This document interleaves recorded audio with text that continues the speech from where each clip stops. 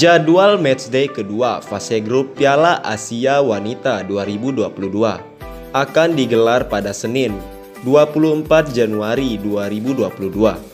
Timnas Putri Indonesia dijadwalkan melawan Thailand di DY Patil Sport Stadium, Navi Mumbai, India pada laga kedua grup B, Senin malam WIB. Kedua tim sama-sama menyambut laga dengan kekalahan pada matchday pertama. Indonesia tumbang 18-0 dari Australia, yang sekaligus menjadi kekalahan terbesar Garuda Pertiwi di turnamen internasional. Sementara itu, Thailand dikalahkan Filipina 1-0 dalam duel melawan tim sesama Asia Tenggara. Pertandingan ini pun akan krusial bagi kedua tim untuk meraih poin penuh dan menjaga asa ke perempat final. Piala Asia Wanita akan meloloskan juara grup dan runner-up secara otomatis ke perempat final.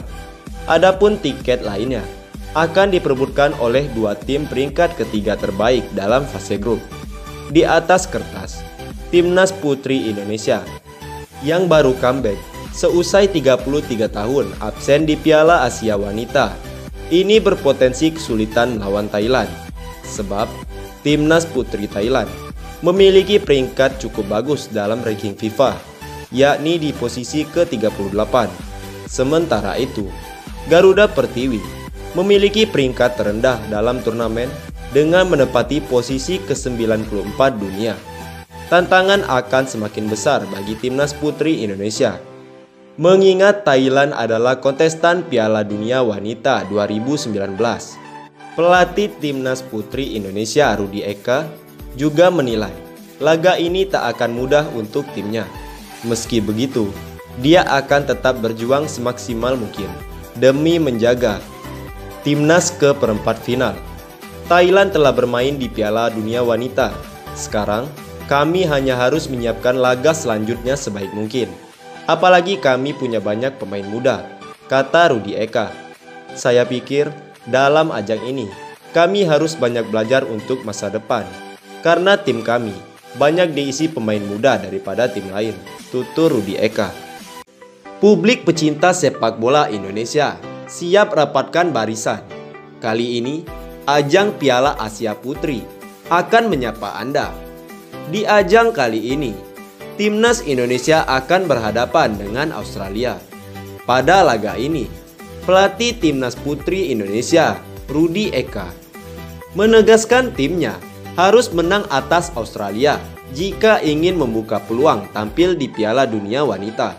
Ia mengatakan seperti itu karena merasa Australia adalah lawan yang sudah memiliki level dunia. Apalagi saat ini, Timnas Putri Indonesia sudah berhasil menembus Piala Asia Wanita 2022. Meski berat, tetap saja hal itu berarti Timnas Indonesia tinggal selangkah lagi bisa bermain di level dunia.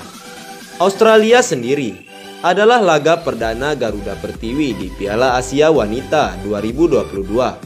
Pertandingan itu akan digelar di Stadion Mumbai, India. Duel tersebut pun tentu akan menguras mental dan stamina anak asuh Rudy Eka jika melirik pasukan Australia saat ini. Arsitek kelahiran Jakarta itu meminta Zahra Musdalifah dan kawan-kawan agar tak lengah pada laga tersebut. Meski menghadapi para pemain top Eropa, baginya tak ada yang tak mungkin. Jika dibekali dengan kerja keras, tidak ada yang tak mungkin. Kami harus fokus pada pertandingan pertama kami. Harus mencoba yang terbaik, kata Rudy. Tak boleh gentar menghadapi nama besar dari tim berjuluk The Matildas. Jika ingin melebarkan sayap ke Piala Dunia, mereka dituntut harus membuktikan diri guna menunjukkan kapasitasnya bahwa mereka adalah tim yang kuat. Kami harus bekerja keras karena ini satu langkah menuju Piala Dunia adalah mimpi bagi Indonesia, bagi pemain, bagi kami semua ke Piala Dunia. Jadi, kami harus membuktikan lapangan dalam 90 menit tugasnya. Setelah itu, kami harus melawan Thailand dan Filipina. Pasti satu wilayah Asia Tenggara. Tak ada yang tak mungkin, kami harus mencoba yang terbaik, katanya. Tetapi, kendati begitu, Timnas Indonesia Putri sejatinya sudah berhasil mencetak sejarah baru dengan lolos ke Piala Asia Wanita 2022 ini. Pasalnya, Timnas Putri Indonesia tampil di Piala Asia Wanita setelah 33 tahun menanti. Laga pertama ajang Piala Asia Wanita 2022 menjadi pertandingan berat untuk skuad Garuda karena mereka harus berhadapan dengan tim sekelas Australia. Sebagaimana diketahui, Australia tidak main-main dalam ajang ini, memainkan skuad terbaiknya.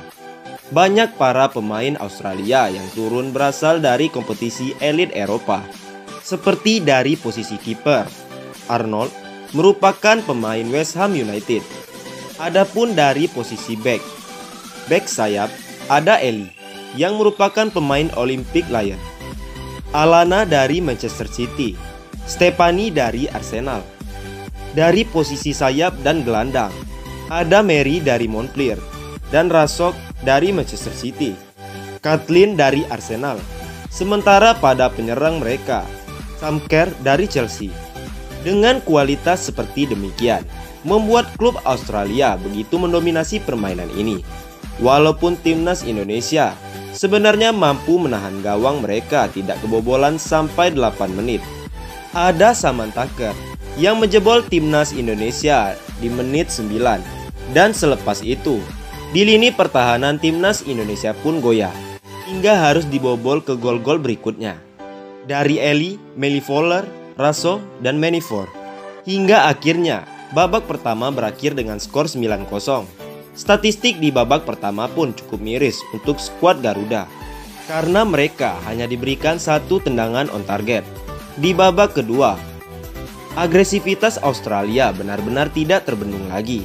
Kembali, mereka menciptakan gol dari Eli yang membuat Australia unggul 10-0. Dan tak disangka-sangka, gol-gol selanjutnya pun terus berdatangan. Hasil ini sebenarnya cukup mengejutkan bagi Australia itu sendiri.